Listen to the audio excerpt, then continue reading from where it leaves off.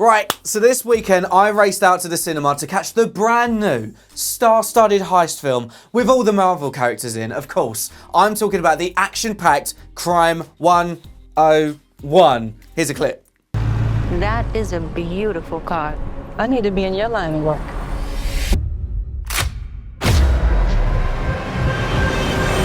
I'm real good at reading people. And what have you read about me? Okay.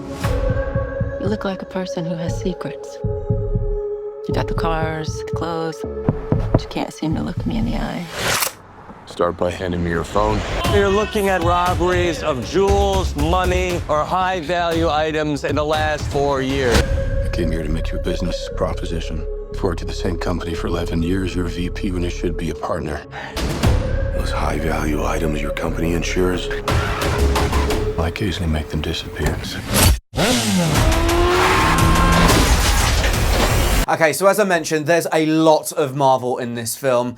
And whilst the stars have been doing their press tour, of course, they've been asked if they're going to appear in Avengers Doomsday or in Secret Wars. You know it was going to happen. Did they keep it together? Just about. Ruffalo looked like he was sweating buckets at the questions. Don't know how we got through it, to be honest with you. All right, so who have we got in this film then? So we've got Thor, we've got the Hulk, we've got Storm, we've got Druig from the Eternals, which, actually, to be fair, we should probably park that one and swerve it a little bit, shouldn't we? It's not a great film. I'm going to go the DC route and say the Joker in the new Batman films. Oh, and Nick Nolte's in it as well, who fans may remember from the OG Hulk is Eric Banner's dad and a version of the Absorbing Man. So they're all here. Alrighty, so quick plot for this one. Chris Hemsworth is the cool, charming, suave jewel thief who has a code of conduct and is super meticulous on how he does things.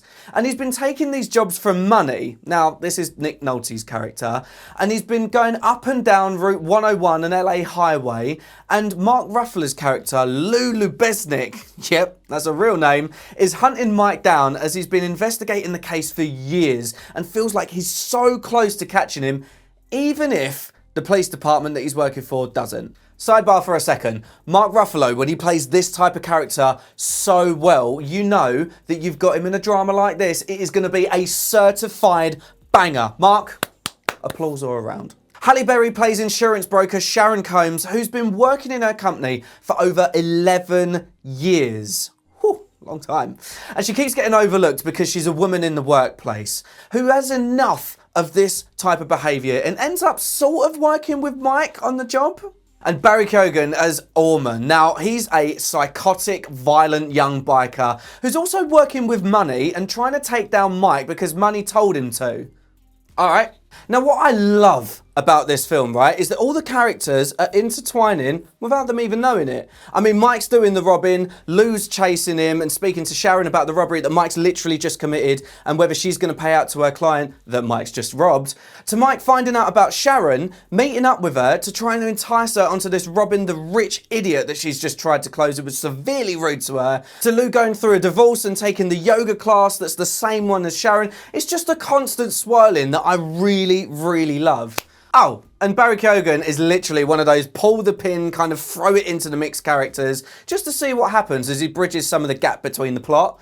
And he's very, very violent in this, but Barry plays that slightly tapped character so well. Right, so I need to talk to you about my favourite scene in the entire film. I absolutely love this. Mike picks up the jewellery importer from the airport for the douchebag billionaire's wedding. You know, the guy who Sharon hates? But it's actually Detective Lou because he catches him beforehand and is on to Mike. And the whole scene, you could literally cut the tension with a knife. Not a sharp one either. Because we know what's going on, but this is the first time that the characters have met in a close proximity, and you wonder if they've sussed each other out or not. They talk about old Steve McQueen films that give the great nod to the genre, mentioning films like The Thomas Crown Affair and Bullet, but also talking about the poverty that's in the city, to which Mike mentions that he came from there and will never look back, which makes Lou even more nervous. And there was a lot of like rear view mirror shots and slow pans that really built the tension in this scene. It was absolute cinema. And it all comes to an end when Mike and Lou go up to the douchebag billionaire's hotel room to give him the jewels over. Because Mike switches into thief mode, Lou switches into cop mode, there's a standoff, and then Allman comes in out of nowhere, messes things up, and winds up dead because he was about to shoot Lou, but Mike actually saved Lou and shot Allman. And to thank Mike, Lou tells him to run and never come back, and says that they've got their jewel thief in Allman as he fits the description of the blonde hair, about the gun, and being a jewel thief, to be honest with you. So he had the intent.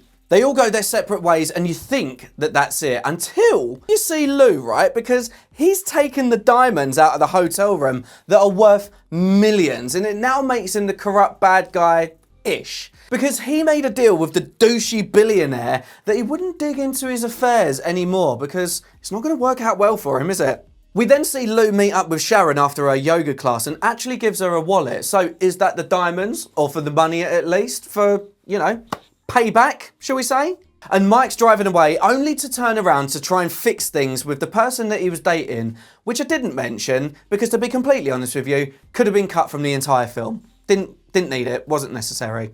And giving Lou that old American car that they were speaking about in that amazing scene that I was talking about earlier. This film honestly had me biting my fingernails at points, and you thought it was going to be just another, you know, adrenaline-filled heist film like previous entries into the genre, but it wasn't. At times, it was a slow burner that kind of could have been turned up a little bit, to be honest with you, but it was good. I mean, the whole motorbike car chase scene was a bit ridiculous, to be honest with you. I know that you had to keep it in to show that they're fearless badasses, but come on. Anyway, I'm going to give this a 4 out of 5. The pacing was a bit off at times, but all the actors in their respective roles were sensational. What did you think of Crime 101? Let me know in the comments section below, and I'll see you next time.